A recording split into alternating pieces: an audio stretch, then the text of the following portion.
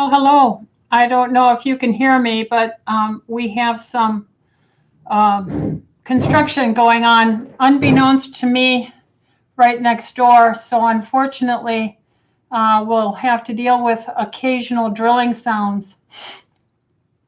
So can you hear me? Just say, yes, I can hear you. Okay, good, good. All right, so I'm going to start looking at some of these questions. We wanted to have more time, at least an hour, and so I'm trying to have a more relaxed time and operate this on my own. Hope from Hope Photo G states, my husband and I have many health issues. I have fibromyalgia, osteoarthritis, degenerative disc disease, scoliosis, multiple chemical sensitivity, and chronic fatigue syndrome. My husband gets migraines and also multiple chemical sensitivities. So this conversation is not to give you specific advice. This is just to create a dialogue about how a general practice approach would be to various symptoms and involving the integrative natural ways that we do it. So I've been practicing 40 years, and my father was in food research. So I really feel that it's important for you to be able to kind of get a feel for how a clinician, a medical doctor, would approach this. I did a second doctorate in integrative medicine in 1999 to 2001. And there we went through, the energy medicine, Ayurvedic. We went through the Bach remedies, the various modalities throughout the world. And it was very informative and interesting. So I'm not going to say that I'm an expert in each one of those, but I'm trained and I appreciate those practitioners who work in it. So Hope Photo G, this is not my personal advice, but if someone came to me and they said they had fibromyalgia, which is a generalized type of diagnosis that's non-specific. It's when a patient has many, many areas of sensitivity through pressure points throughout their body. Osteoarthritis is usually an age-related breakdown of the bones. Degenerative disc disease occurs. Scoliosis can develop to any of us over time if we're inflamed. And then multiple chemical sensitivities is something more new. Chronic fatigue syndrome, again, is a non-specific diagnosis. How would we approach this? And a clinician looks at a patient and a whole complex of things. And one of the ways that I like to talk to my patients is I talk to them about their part of the responsibility about repairing the cell membrane.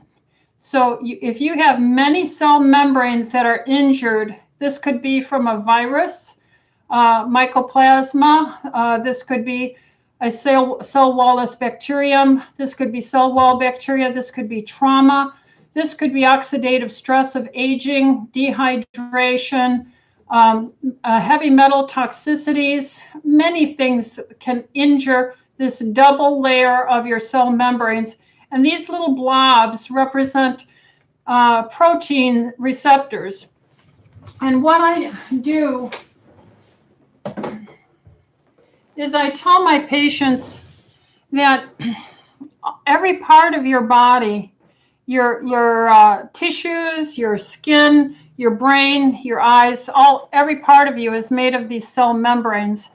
I will take a wiffle ball like this, and I'll say whether it's your brain cell, an eye cell, your skin cell, heart cell, joint, bone, organs, liver, any cell in your body, if there's injuries in it, you're going to have, the cell is not going to function very well. And then I like to take a cute paper clip like this. And then I say, let's say you're going to take food or a vitamin or a supplement, and you want to take this, and hopefully it'll go in your body and heal this, okay? So you take it in, and it goes in, and then you can hear it shake, but it falls out. See, whoops, there, it fell out, okay? So you take it, it goes in, and then it falls out. This time it's not falling out as easily. There it goes. So it falls out because this cell cannot function well, and unless you cover up all these holes and put this into the cell membrane with something that won't let it fall out, the nutrient, the mineral, the vitamin, the item that you take will try to fall out through these holes unless you plug the holes up. So what is this stuff that plugs the holes up? In this picture here, right here, these are a double sandwich layer of phospholipids. So my father was a food research scientist, and many, many, many years ago, we talked about the diet and the corruption of the American diet. This diet will damage the fats, because everything here is fat and protein, fat and protein, fat and protein. And this damaged fat, hydrogenated fat, trans fatty acids, that is done to the food to extend the storage life of these foods that you're buying for convenience, will not replace the very special items. I don't know if you can see this, but this is a picture here of the same cell membrane. And you have to have very special phospholipids, linoleic, alpha-linolenic acid. You have to have these special fats, and they have double bonds. These double bonds get burnt up, oxidized. That's what they hydrogenate so they don't oxidize and become rancid. So whether it's a bacteria that is poking holes in your cell membranes, whether it's because you don't drink enough water every day, because we're made of about 80% water, 75% water. If you don't get a good night's sleep, if you don't do some exercise to circulate your blood, if you're not eating food that is as natural and free of genetic modification, free of hydrogenated fats, free of trans fatty acids, free of glyphosates, free of lectins, tannins, oxalates, these will damage, poke holes in your cell. What then happens is you cannot repair yourself if you don't bring in that special fat that's in these cell membranes, these very special fatty acids. And if you don't eat these, because you're made of trillions of cells, you will age more quickly, you will fatigue, you will succumb to disease, you will succumb to infection, degenerative activities will break down. Now, the good news is when your cells have this nice covering and we've plugged all the holes and the insides work appropriately, then you're not as sensitive, because multiple chemical sensitivities, fibromyalgia, osteoarthritis, all these degenerative diseases represent, down to the level of a cell membrane, the fact that you've been injured and you can replace this. One of the ways we work on replacing this is asking our patients to drink half their weight as ounces in water every day, get a good night's sleep, do a minimum amount of daily aerobic exercise, even if all you can do is march in place for 5 to 7 minutes a day. Be on a very low carb diet, because your capillaries, and I don't have a picture of my capillary man around here, but your capillaries are everywhere, these little tiny blood vessels. And if you want to repair this hole, you have to have a capillary that will come and bring the repair material and take away the debris.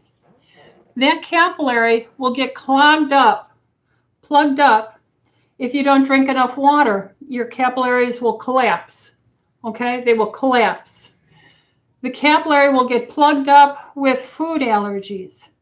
The capillary will get filled up with antibody antigen complexes. Platelets will clog it. Another thing we lose with aging is the enzymes, systemic enzymes. So if you have a bruise or a cut, that blue blood vessels damage needs to have little capillaries that will bring that repair to your skin, to your organ, to your eye, to your brain, everywhere. If you don't drink enough water, it's going to inhibit the healing rate. The slower you heal, the more you build up debris, dirt, garbage in your body, waste material. So systemic enzymes are taken to help, especially as you get older, to be like little Pac-Man that will chew up the debris on a damage, on your bruise, on your body, so that it can get to that capillary. It will eat up, it'll chop up some of the debris in there to open it up in the flow, so you heal quicker, better, faster. I had, about a week and a half ago, I had burned, I think I can faintly see it right here. About a week and a half ago on a frying pan, I burned my arm. I'm almost 70. It's already healed up. How can that be for an older woman like me? I drink my water. I take my systemic enzymes every morning. I take 6. If I hurt myself in any way during my exercise or get worn out, I'll take 6 twice a day on an empty stomach, because I want this to go into my body.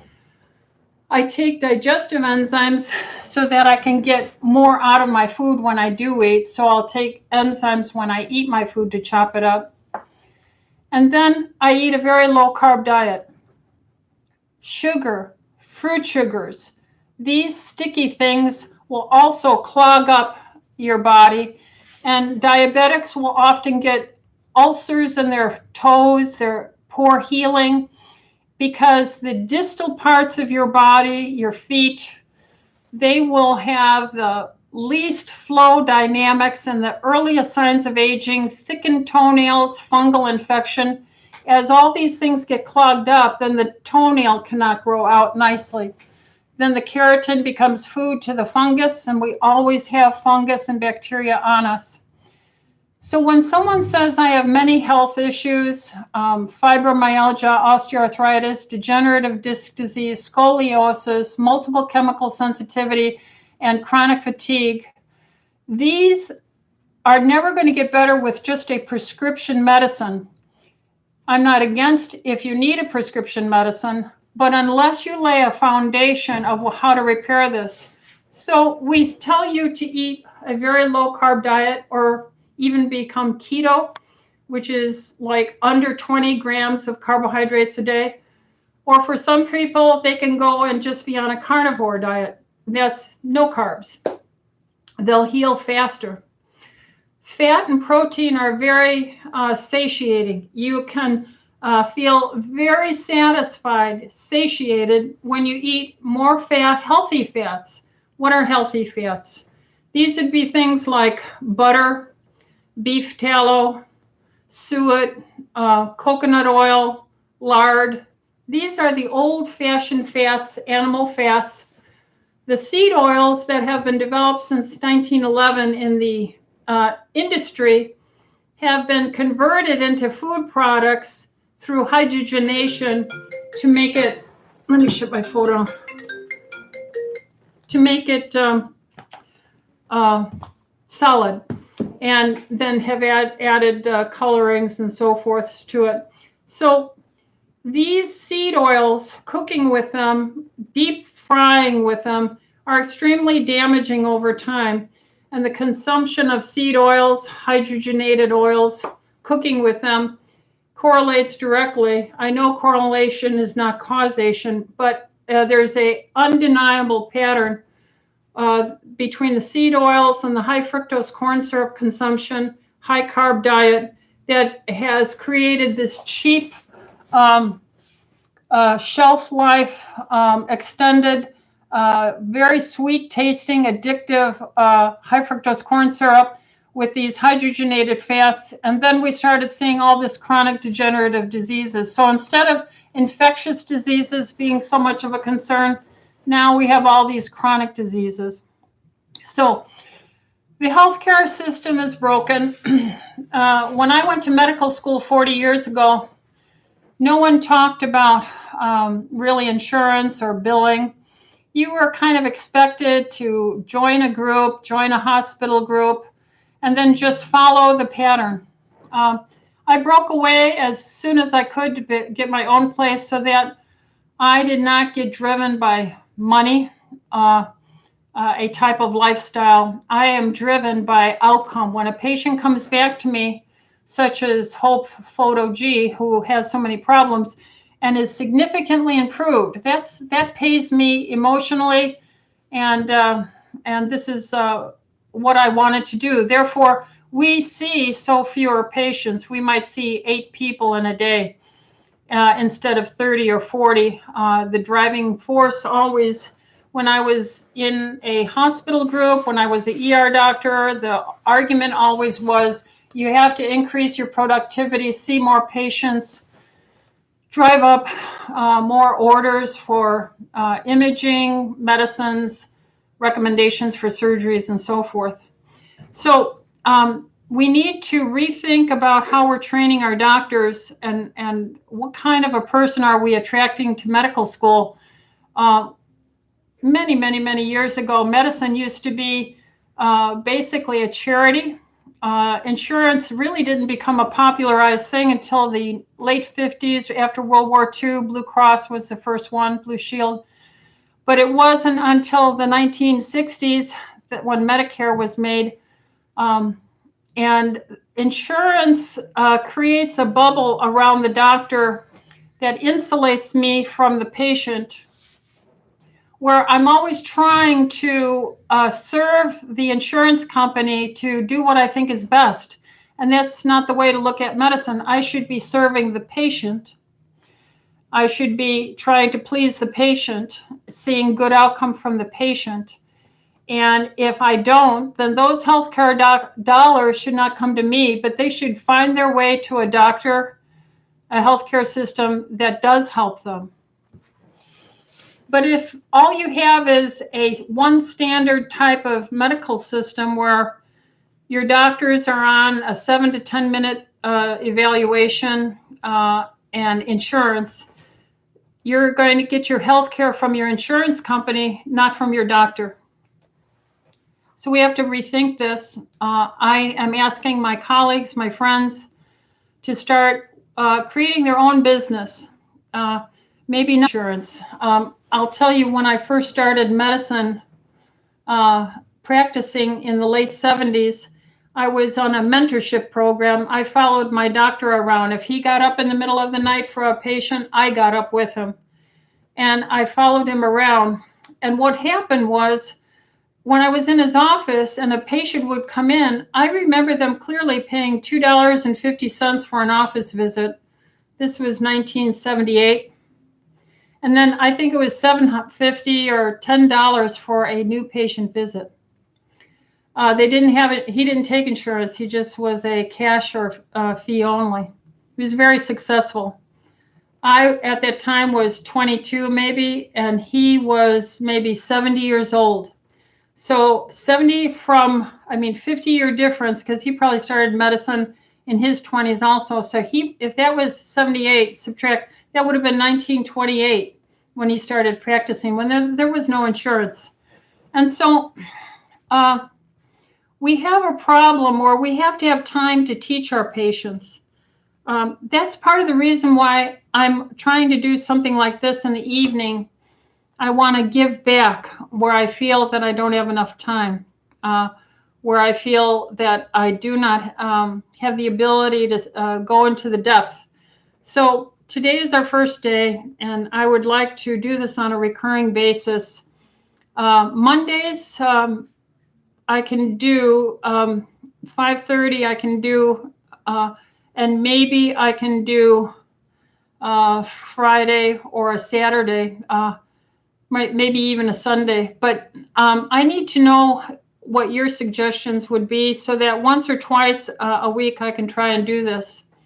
Hopefully that helps you. Now, what do I use? I tell people to eat real food, real meat, grass-fed, grazed, real fish, wild, pasteurized chickens and eggs, because the fat in the egg yolk has all of that phospholipids that are very important for your cell membranes. You'll age slower that way. You'll heal quicker. You'll have more resiliency. Be low carb, drink your water, and I would stop eating at 6 o'clock at night. So I made sure I finished eating around 3:30 because I don't like to talk when I've eaten a full meal. So I started eating somewhere around 10 to 3. So I am 18 hours a day without eating. So hopefully that helps Hope Photo G somewhat. We have products here. One of the great products that helps give these phospholipids, I did help work with a team and my medical doctors here. We make a protein bar. It's called Doctor's Nutrition Bar. And we put all this fat in there because I was sick and tired of seeing these candy bars offered as good items. And we did the research that showed there's really no insulin rise or sugar rise like eating the other over-the-counter energy bars or protein bars. Ours has all this phospholipid that is so important in these cell membranes that I have here. So we created this so that our patients, rather than stopping at a fast food store, could get a real healthy alternative. And we put in, I think, something like 4 grams of these phospholipids in every serving. There's 15 grams of protein, 15 grams of fiber, both soluble and insoluble. And there's a net about 2 carbs in here. So we measured your insulin. It won't go up on this. And it tastes pretty good. I didn't design it for taste or entertainment. I designed it for health and wisdom, but it turned out to be pretty good. Now, I'm very low carb, so to me, what little sugary taste in there is very delicious to me. In fact, I have to control myself not to eat too many. So let's go to the next question. Let's see. How much vitamin D is it safe to take per day for someone with osteoporosis? And why the upper limit? Okay, well, vitamin D is fat soluble. So fat soluble vitamins can build up in your tissues. If you're obese, your need for vitamin D will be higher because it gets stored in the fat to get serum levels that are adequate. There is, the sad truth is there's just a committee of men who sit down and they have the conference or the meeting to discuss the dietary recommendations. And these dietary recommendations have been notoriously wrong, based on little to no science. I've lost my faith in many ways in the scientific community, especially of late. But the vitamin D recommendations are based on essentially nothing. I have been using 5,000 as a minimum international units a day on anyone who does not have any serious liver disease or cirrhosis. Now, so many people are starting to eat these damnable foods, these quick packaged foods that are damaging and full of fructose and high fructose corn syrup for addictive repeat buys, that it is creating fatty liver disease, which would be a harm to your liver, which could make a potential problem for too high of a dose of vitamin D. But I think it's quite safe, and we have many, many decades, and I have many decades of history of using vitamin D, at least 5,000 international units a day. And I have quite a population of diabetics, people with the fatty liver disease, and I have never, but once in my life, seen too high of a dose. I suspect that patient, a very wonderful person, but they were self-dosing with other nutrients at the same time.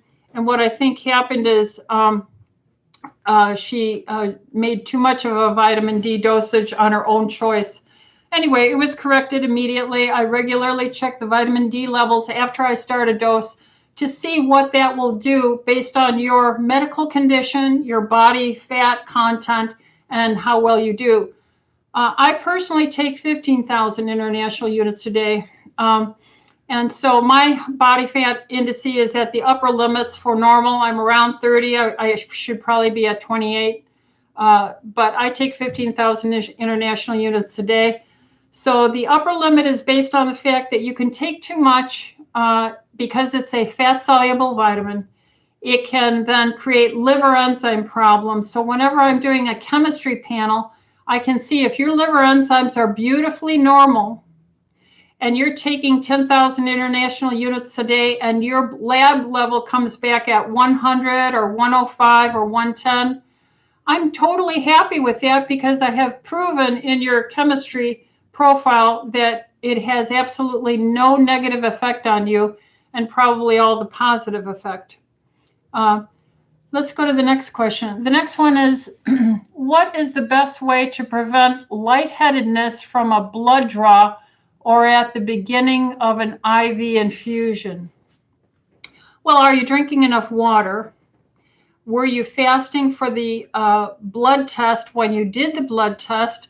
Some people are so habitually high on their carbohydrate, high fructose corn syrup, fruit sugar consumption that even being away from eating 8 or 10 hours is hard for them. And so if we're asking a 12-hour minimum fast for a blood draw, that can make you lightheaded, not because of a problem, but because of your addiction to the carbohydrates, and you're starting to go into withdrawal. And that might sound cruel to say, but it's the truth. So I don't have time to try and worry about everyone's emotions here. We have such a epidemic of diabetes, heart disease, stroke, cancer, childhood obesity, childhood fatty liver disease. We have such a damaging impact from starch, fruit sugar, carbohydrate, high fructose corn syrup excess from our juices, our soda pops, our energy drinks that we're drinking foolishly and they have too much sugar in them. We're all becoming addicted, and we crave that next sugar fix because we're shifting our metabolism to a sugar-only utilization for energy when we're best designed to use fat stores for enduring energy, especially like with a fast. So I can go easily 5 days without eating anything. I probably have seen many of my patients. I'm always on a fast on Labor Day, which is the first Monday of the month of September. And I'll fast from that Monday night, Labor Day evening, until Saturday evening of that week. I won't eat anything. And I do this all the time. The second time I do a 5-day fast is January 1st, after our New Year's Day dinner. and then I won't eat until 5 days after that. I do that because in the month of August, I have my birthday, my anniversary, my son's birthday, my husband's birthday. There are too many opportunities in August for me to have a treat. I don't want to be addicted. I don't want to have the negative effects of insulin resistance. And so I always require myself to detox from the month of August with a 5-day fast of all food. I just drink water and I have black coffee. So I know it can be done, and it can be done by anybody unless you have a unique medical problem. Of course, consult your doctor. If you're an insulin-dependent diabetic or something like that, of course, you would have to talk to your doctor. But the vast majority of us should start learning how to reduce the carbs, the fruit sugar, the starches in our diet, not eating late, giving our stomach more time to be empty, which gives more time for our blood vessels to bring repair and rejuvenation, to repair all those injuries to your cells at night. And then we should be understanding that you should have flexibility to go from carbohydrate sugar metabolism into a fat burning metabolism easily. But if you're 20, 40, 50, 60 years always on a high carb diet, and high carb really, unless you're a high performance athlete, is anything in much excess of 50 to 100 grams of carbohydrates a day. And you get stuck here, and the metabolism for learning how to burn things as fat have to be kind of coaxed out, and you will make that shift. It will happen, and then you'll have all this enduring energy. You will have this mental and memory acuity. You will have deeper sleep. You will have better tissues from your bones to your skin, to your eyes, to your cornea, so you don't get, cataracts or anything like that. So that's what I think is happening now. Maybe lightheadedness before an IV infusion, there might be some anxiety about that. Anxiety stimulates cortisol stress. Cortisol stimulates your adrenals, some epinephrine, and that can have some impact there. But that's probably what it is. Hopefully you're drinking enough water.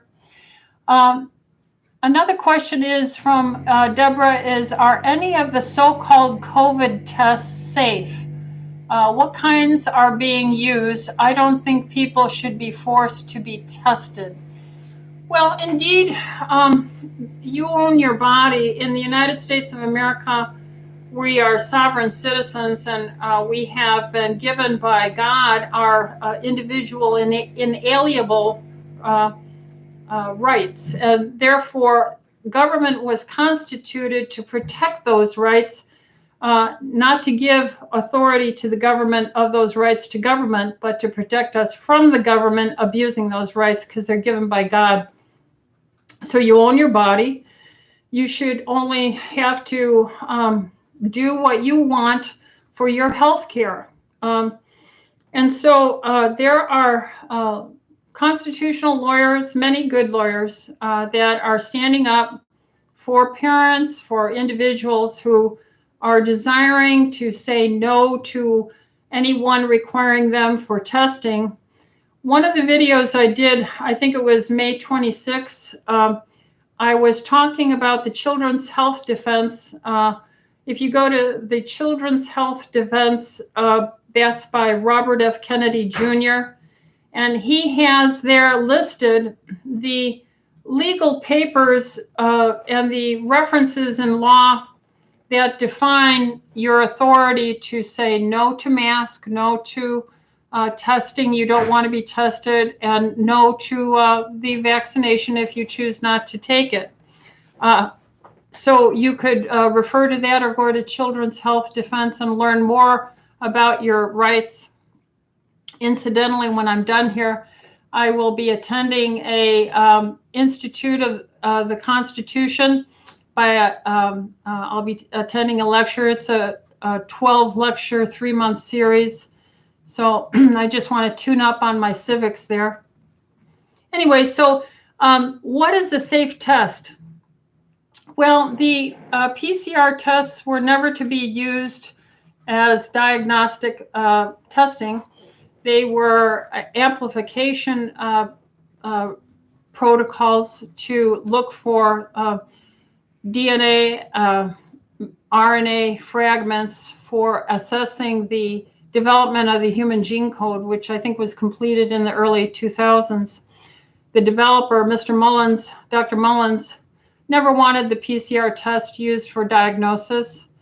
And the cycles of amplification, anything above roughly 28 is hearing noise, interference. And we, once the, I found it interesting that once the election was over and the inauguration occurred in January, it was days after that that the World Health Organization made the recommendations to reduce the cycle threshold from 40 or 35, which just gives you a lot of noise, and pretty much 96% of the reporting was not reliable. So a PCR test, I think, is useless for diagnosis. It doesn't tell you whether you have live material. The other test would be a serum antibody test, and this serum antibody is nonspecific to just the SARS-CoV-2. So this could be an antibody to the corona family, which we probably all have at least the T cell, if not some of the antibodies from it. So that's really not specific either. They are developing a more specific antibody test for, this is an ELISA method, antibody antigen for the SARS-2. We are trying to, and I have ordered some of these tests to see if this will be potentially more reliable. There are publications now that point out, indeed, that we have T cells in our bone marrow that give us a prolonged immunity to many of these viruses, including the coronavirus family. And so the requirement for vaccination or testing or masking really is not based on science.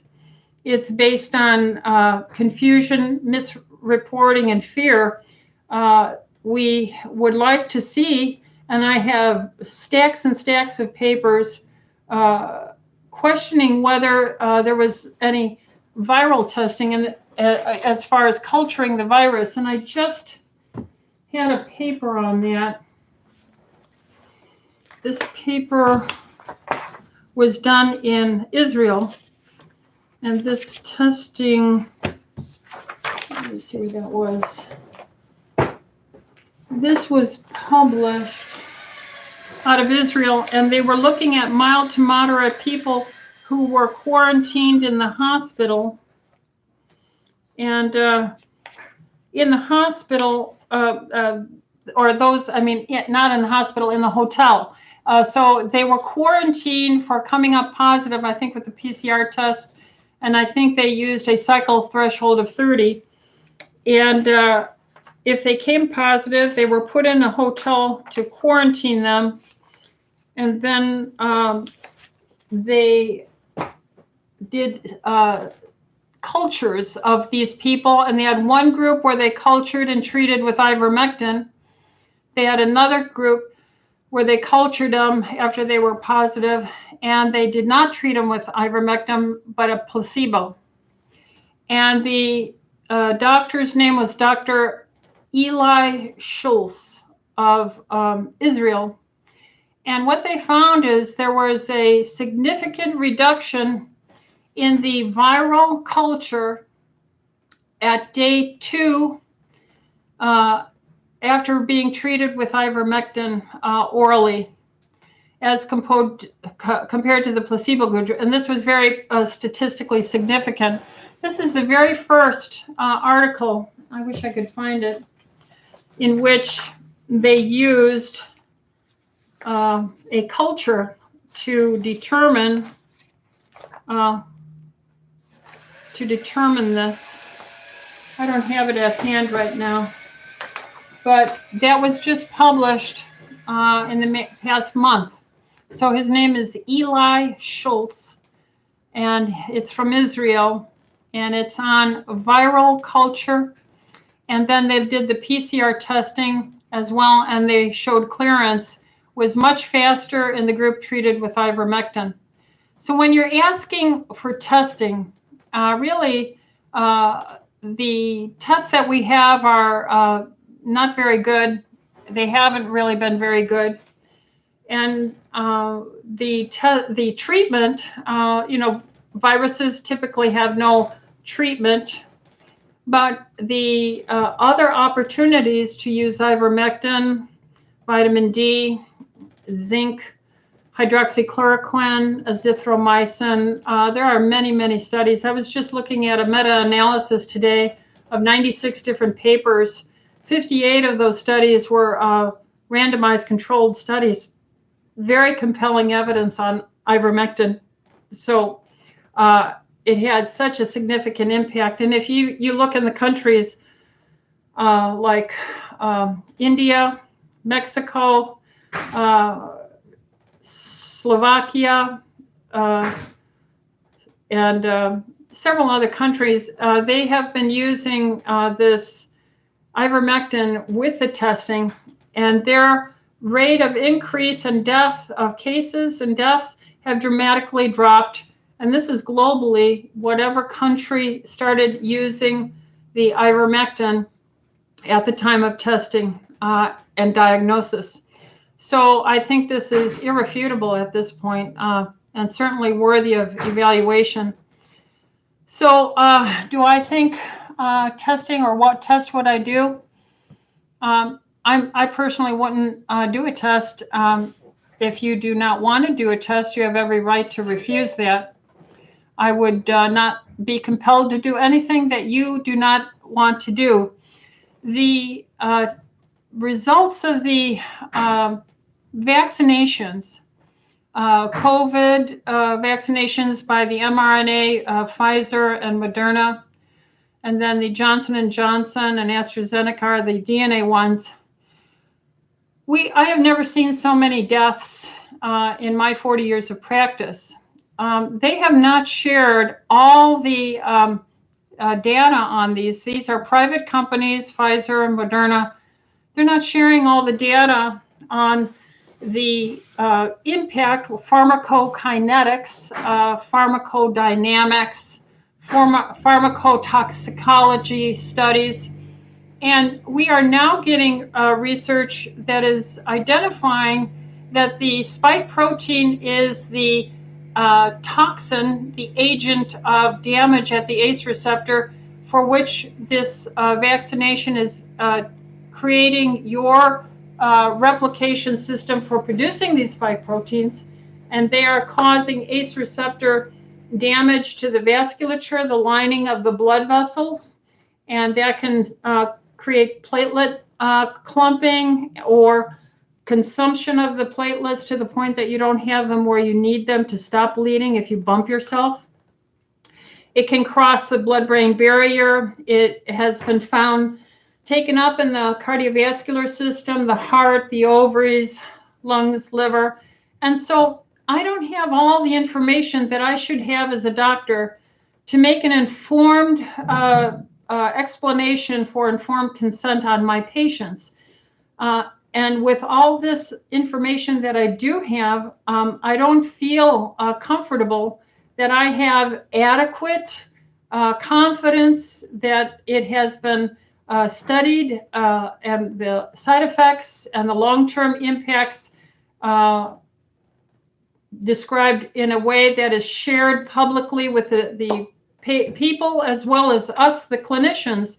So when we don't get data that we should have on the how it's uptaked, a lot of people will say if you get the vaccine in your deltoid muscle that it stays there, but now we know it travels. Maybe not in everybody, but in enough people that we are seeing distal organ damage from your brain down to the your sex organs for possible infertility issues. So this data should have been made available. So I can't, with good conscience, recommend this. I don't feel that I have the ability to give my patients good informed consent for them to make that decision. I have too many questions. So let's see what else we have. Yippee, nighttime session, love it. Okay, thank you. Let's see, any other questions? Let's see, I want to pull this down so I'm looking at, let me make sure I've got my pointer so I can see where this is at. There it is. All right, so let's see, here's some more questions. Okay.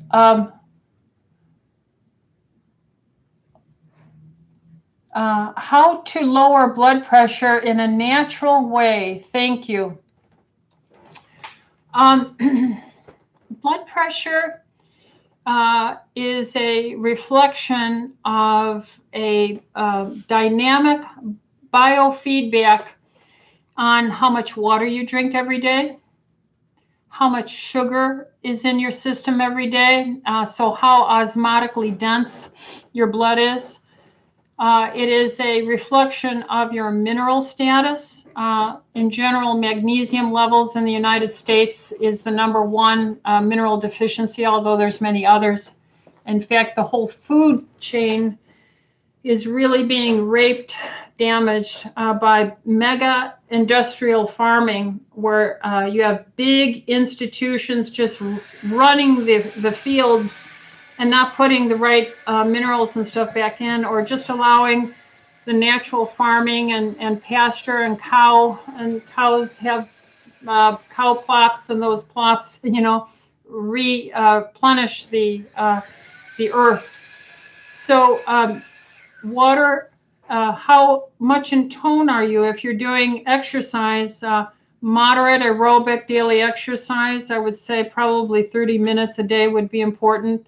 Half your weight in ounces of water every day. How good is your sleep at night? How much tension and stress are you under? And how do you manage your stress? Do you need counseling? I have my Bible. I have to read my Bible every day to screw my head on right every day. So I'm at peace and I understand why I'm on the planet and why God brings his creation to me. And so I have to have a very healthy approach to looking at my patients as God's creation and do no harm. De novo Serum, that Latin that we said in our oath, do no harm. So how is your stress? How is your sleep? How is your exercise? How is much is your water consumption every single day? How much are your minerals, and you're eating a mineral deficient diet?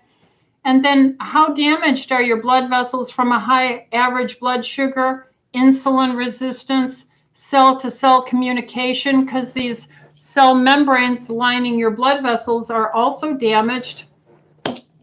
And that's where I would begin. Of course, we believe in understanding that we're living in a toxic world. And one of the big toxins is lead, heavy metal toxicities. And this is not brought up adequately in any form of training or teaching. We teach this in the American College for the Advancement of Medicine. Heavy metals are just non-biological. They are just non-digestible, like ground glass, scratching you every day. So using EDTA chelation to help lower your buildup of your load every day would be another thing that would be valuable. Your methotetrahydrofolate level, how you metabolize, what your B vitamin level is. So there are many things, how oxidatively stressed you are. So that's something that I would address. Another patient says, my mom's white blood cell count came up at a 3.6, which is on the low end, but 0.6 better than her labs in 2019. All other labs look great. She is healthy and feels good. Should we be concerned? And I would say no. In general, no, because I've been now practicing about 4 decades. In that time, when I was a much younger doctor in the late 1970s, the white blood cell counts truly were higher on the average of all the people we saw. And a typical white blood cell count would be in the 6,000, 7,000, 8,000, 9,000.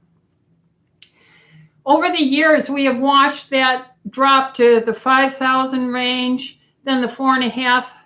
And now I very often see patients at 3.1, 2.9, 3.2. And I believe this is the overall oxidative stress, heavy metal toxicity. You know, if you watch my YouTube that says on Test and Longevity Center YouTube, look at the one that says The Truth About Chelation Therapy.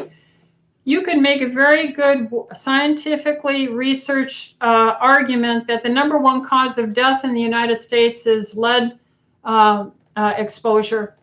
And our bioaccumulation of lead through many, many decades, a couple of 100 years of industrialization has created all this dust in the air and the top layer of the soil that's constantly being churned up. We're breathing it, we're eating it, we're drinking it in our water. And this is associated with high blood pressure. It's associated with your bone marrow myelosuppression. So I'm glad it's 3.6. But remember, your cell membranes are made out of fat, phospholipid bilipid layer. Another thing that we use is the phospholipids in a powder. What is that called? NT powder. I have, yeah, here it is. So this is the very fat that is in our bar. And you could take a spoon of this, a scoop of it, and mix it in your coffee in the morning, warm water, or just mix it in water to help the lining of your blood vessels throughout your whole body so that your cells stay healthier longer. So that's that question. What's another question? The IV lightheadedness was for a very low carb. Okay, no sugar, thin person. Must be dehydration. Oh, okay. My daughter, who is 14, gets chronic urinary tract infections. It's gotten to the point where she gets them back to back and antibiotics are not working. I have seen every specialist. I'm desperate to help her. Well, there's many questions there. One of the things that we would do is say, does she drink enough water to rinse the system? So #1, I'd aim for a adequate water consumption. If she's drinking these acidic drinks, that's going to aggravate things. Sodas, very acidic. Soda pops are very acidic. Carbonated fluids are acidic. The other thing is she, sitting in soapy hot baths all the time? That would be aggravating. I would want to know what her estradiol level is, seeing if she's making enough estrogen to help make the thickness of the skin that lines the genitourinary tract good enough. I would want to see what her probiotic level is in a complete digestive stool analysis. I would want to see what her blood sugar and insulin levels are. She might be becoming a very early pre-diabetic insulin-resistant person. Things like mannitol, these are items that we give to patients. What do we have here? I can't find it right now. Maybe it's on the other side. Mannitol is it's an item that's a powder that you can put in water that helps just stay in the bladder, in the urinary tract, so that the adhesion of the bacteria onto the bladder is diminished. We have the cranberry, cranactin, these kind of things. We mix these two things together. I would want to look at her immune system. I would want to see what essentially what her insulin resistance state is, what her hormone level is, what her oxidative damage. We can actually measure in testing probably how oxidatively damaged the total population is and these younger children with these poor diets, the electromagnetic energy frequencies they're with. Does she wear her phone in her pants pocket all the time, which will create damage to the cell membranes? So there's various things that you could do to look at. Probiotics would be probably a very important thing. And then, of course, the good hygiene during your care of yourself after you've had a urination or a bowel movement, how you care for yourself and hygiene, the direction of the wipe. All these things have to be legitimately addressed with the young folks and make sure that it's being handled well. A little bit being off with a little bit of oxidative stress, with a little bit too little water, with a little bit of too much acidic sugary drinks, making the sugar and insulin resistance, depressing the immune system. All these little things can add up in totality to a recurrent chronic metabolic problem with the function of the immune system there. Hopefully that will help.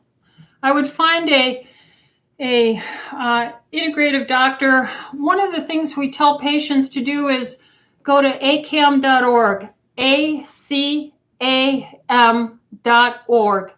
That's the American Academy for the Advancement of Medicine. And that's where we originally taught chelation therapy since 1972. It was started earlier. The original was called GLACAM, and it was the Great Lakes Academy for the Advancement of Medicine. These are doctors like myself who are open-minded, who are willing to continue their medical education way beyond their diploma and residency years, that healthcare providers have to just agree to be a student for all the days of their life.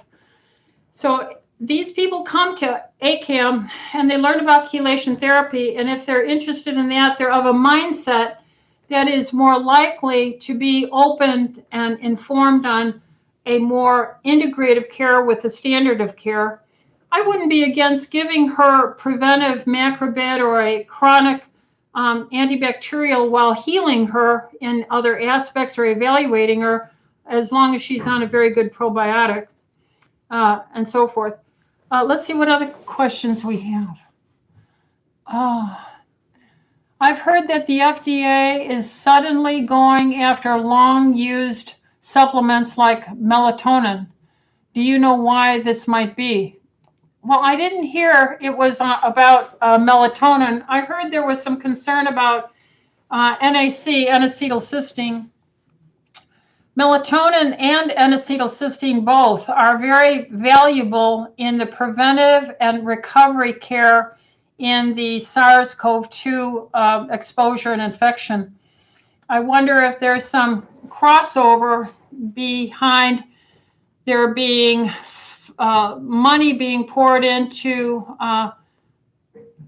science research in the alternative complementary world to help build up our natural immunities and our health and resistance to the SARS-CoV-2. So that may very well be, because melatonin is a very good antioxidant and itself has antiviral properties, and has been established in really good research published that if you take it along with N-acetylcysteine, glutathione, that's the precursor to glutathione, along with a low-carb diet, the obese and the hypertensive patient is the one that was more susceptible. They may be, thinking about trying to prevent you from taking care of yourself in this fashion. I don't know. I wouldn't put it past them. So let's see, what's another question? Would you explain what protein spike shedding is? Something to do with people that have taken the jab and could give the corona to the people they come in contact with? I don't understand it. Well, this is very controversial. The mRNA in the Pfizer and the Moderna vaccinations are designed such that it delivers the messenger RNA that your cell is to pick up, and your own ribosomal reading of the messenger RNA is then done, and you start producing that protein, and that protein is the message for the spike protein. Same thing essentially with the Johnson & Johnson and the AstraZeneca. These are also but DNA messages allegedly for just the spike protein. So if your cell is being seized, the machinery on your cell to produce the spike protein, and the spike protein is now in research being discovered to be the agent, the toxic impact of the infection of the SARS-CoV-2 that docks with the ACE2 receptor that creates the damage to the cells and then attracts platelets and creates the blood clots, and it can cross the blood-brain barrier, damage the cell, maybe your fertility and your ovaries, testicles, your heart. Then you have to ask the question, if you're producing the spike protein through the vaccination, which is designed by the messenger RNA that you're reading and copying for the production of spike, then you're shedding or you're producing spike. If spike protein is the toxic element of the disease, then you might be making this impact to people close in your environment. How long this lasts, how long will the vaccine seize your machinery to produce this, is arguably a short time, because they're going to say that in your cell you have many enzymes that are designed to break down the floating messenger RNA. Otherwise, all through your life, you have messenger RNA and information being coded and encoded and encrypted to repair your body and heal you. So we have these enzymes that break it down. So in theory, you should not have a continuous productivity of these messenger RNA coding for the spike protein, which is the toxic damaging element of the infection of SARS-CoV-2. But where is the toxicology research on that? Where is the distribution research? Where is the long-term study? There are too many questions for me as a clinician to feel that I can give informed consent to my patient population. Therefore, I do not recommend it. I see the physiological, biochemical, and genetic mechanism through which the damage could occur, the shedding could occur. How much I cannot estimate because there is no study on this. I just can understand how this is done. So I really don't know what more to say. This is an experimental vaccination. It is not FDA approved. I feel that I don't have enough information from the drug companies. I do not have enough information that I consider reliable from institutions that had, and you probably formally respected, like the CDC, the NIH, the HHS, the World Health Organization. I have seen now too much hypocrisy, too much bias, too much financial influence in the scientific community for outcome that is desirable to benefit the industry that produces the vaccine. I see no liability issues to the vaccine producers. So I cannot endorse it because I feel this is logically foul and not protecting my patients who I took a vow to protect and to educate. So hopefully that helps you understand more about the spike protein. I can't tell you much. I just can explain to you the mechanism and that it is a part of it. Let's see what else we have.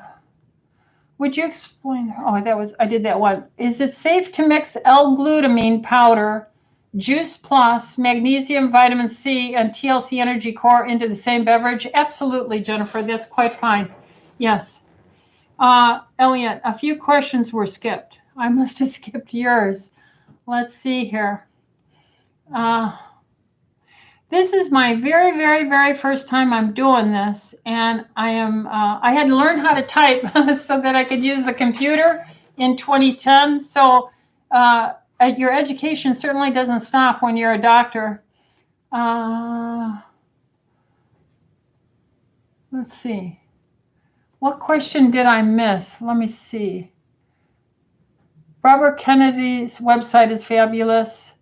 Peggy Hall, Healthy American here in San Clemente, is also great information.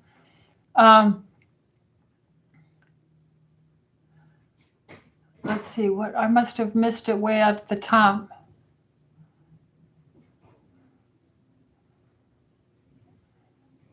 Okay. Elliot, I just don't see where it's at. Are there alternative treatments? Oh, for varicosities. Well, you have to do all the baseline healthy things. And remember, if you're going to heal something, it's got to have the fat and the protein to do it. And it's got to have a blood vessel to get there. And it's got to have water to carry it and the waste away. And you have to do enough during the sleeping time is when you get healed. And if you eat too late, you will shut off the growth and repair hormones that are released at night for repair. But laser treatment is showing great possibilities. And I'm just following. I don't have any varicose veins that I'm worried about. But laser treatment seems to be where the direction I would go there. Carol, let's see. I heard the other day they shove in PCR testing swab so deep because it is to reach trigeminal nerve, and that is one way to vaccinate you or something. Would you be able to elaborate on that? This is Elliot. That's probably what I missed. I heard the other day that they shove in the PCR testing swab so deep. Well, if you shove this into your nasal passage, your trigeminal nerve comes from here and it goes a branch up here, a branch here, and a branch down here. I had a vaccine injury, in 1984. When I was on active duty, I was required to take a flu shot. It was right after I had given birth to my second son, and ER work and stress and the baby. My immune system was down. It was the wrong thing to do. So that's why I have a little bit of a droop on this side of my face. Fortunately, I knew a lot of things to do to help it. But as far as the trigeminal nerve goes, that would be if it reaches anything there, it would be a very distal tip. The cribriform plate is right up there, so that if you break your nose and you start seeing a clear liquid leak out, we think of spinal fluid from a injury of that delicate plate there. And I think that is something of concern. And actually, I've heard that some have shoved that up so much that they broke that cribriform gentle plate there. This is where your olfactory nerve will go up in your skull to help you with smell and such. This is also why when you get a viral illness and you get inflamed there, your smelling will diminish. But as far as vaccination and stuff, I'm not familiar with that. One way to vaccinate you or something, would you be able to elaborate?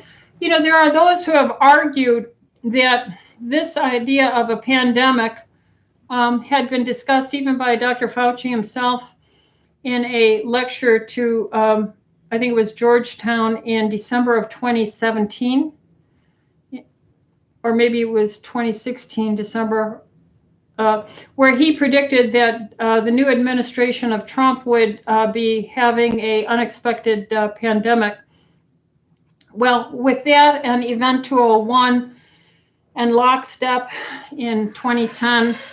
And the institutes, the pharmaceuticals, and Bill Gates foundations that fund these viral pandemic play games, you might say, there are those who said there were COVID test kits that were marked and produced as early as 2018. Now, am I absolutely aware of this? Did I see them? No, but I've heard of it.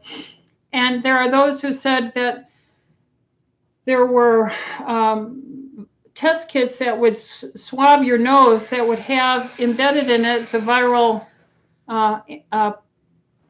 material that would infect you if you got tested. So I've heard all these theories. I have not seen evidence of them. I don't put anything beyond, the corruption of the CCP for doing it. I think the country of China is being oppressed by their Communist Party. CCP is Communist Party, People's Party, and the poor people of China are in slave labor, and they have the Uyghur people and oppression. So I feel so sorry for them that they're being oppressed by the CCP. Would they do something like that? I suppose it's possible, but do I have any evidence of that? No. But have I heard of what you're talking about? Yeah, I have heard of it. Let's see. What else do we have here? Advice for low energy migraines for those with fibromyalgia. My husband also gets chronic migraines all the time, especially with weather changes or perfume. Well, again, you have to start with the foundational things I always talk about. The cell membrane has to get repaired. There has to be a pipe to it, your capillary that's open, that can bring repair material, take away waste. You have to have enzymes that are anti-inflammatory. And, migraines usually reflect an inflammation in the body. This inflammation will then create a vasospasm.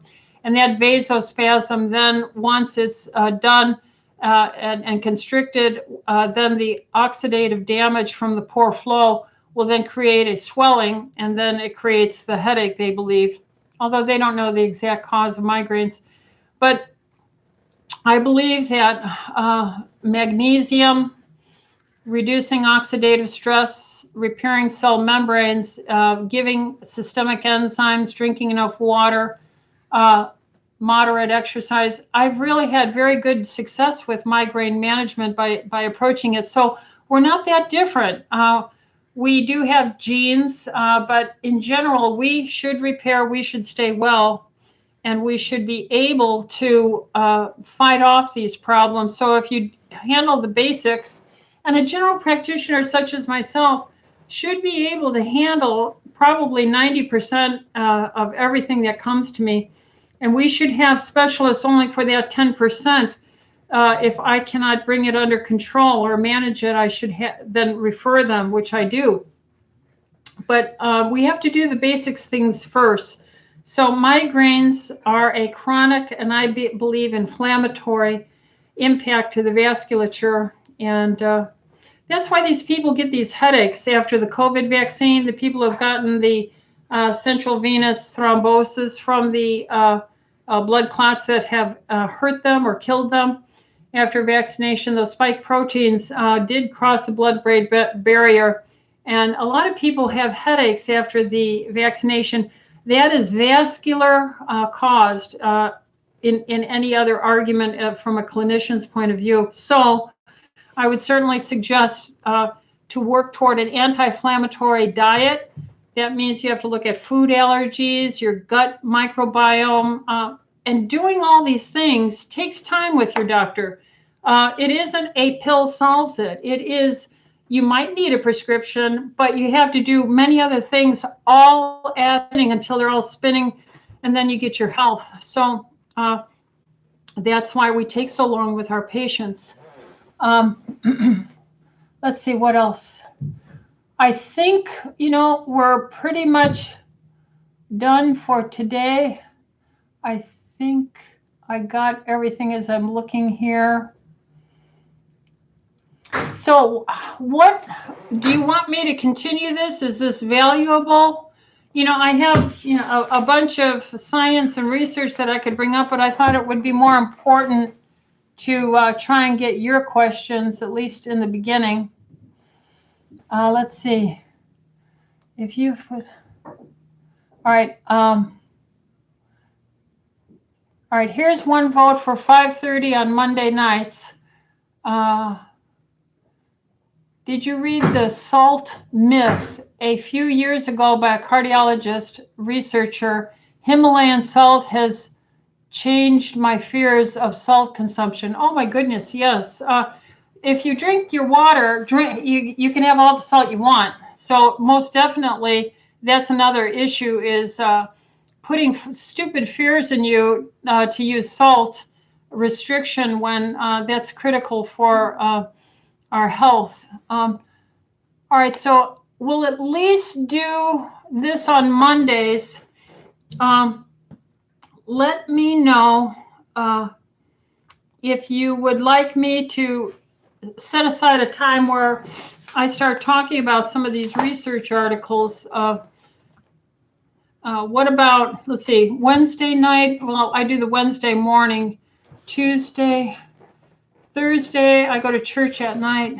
Friday, nobody wants to be around on a Friday. So Saturday or Sunday. So if you want anything on another day or talk longer, we'll for sure do Mondays, every Monday at 5:30. And we'll go from there. And I'll just talk to you on Wednesday, 9:45 in the morning like I normally do. All right, so yes, please continue these on weekday evenings, even though you missed my question. Oh, Debbie, let me look for your question. Debbie, where are you at? Debbie. There it is. How can I convince my daughter to not vaccinate my granddaughter at 12 years old? It's not necessary, in my opinion. Well, I agree. I believe that there are really no risks for her long-term health if she is unvaccinated, because COVID really has no impact on the youth. They know that. There is no such thing as asymptomatic transference. They've never proved that. There are no studies that do that. Rather, the opposite is true. There is no logic in healthy people passing a disease that they can't prove you have. So children are not at risk for this, the young children, unless, of course, that child has some serious comorbid disease, diabetes or cancer or something like that. The other thing is this spike protein may damage her ovaries. And I think the concern about that should be sufficient alone to stop her getting from vaccinated. Thirdly, I would say that I would be more concerned about her immune system and helping her to learn to eat a healthy diet to protect her natural immune system than to think any vaccine was going to add to what a natural, healthy young child would normally have at 12. And we have other options. We have ivermectin, we have zinc, we have vitamin D, we have melatonin, systemic enzymes, chelation therapy, high-dose vitamin C. If she were to get it, you could start ivermectin right away. And we know that that's well published and researched. That should be understood. There's been 3.7 billion doses of ivermectin worldwide over the past 50 years. So we know it's safe. Pregnant women in Africa, and if you notice, Africa wasn't hit bad by it because they suffer from worm infestations, and they're all on ivermectin or a similar type medication, and so they were protected from COVID. So don't take an experiment when we have safe alternatives, and we should be focused on what her vitamin D level is and her sugar and insulin level is. All right, so I'm going to bring this to an end so I can get to my class, and I will see you I will see you Wednesday, 9:45 in the morning. God bless, and take care.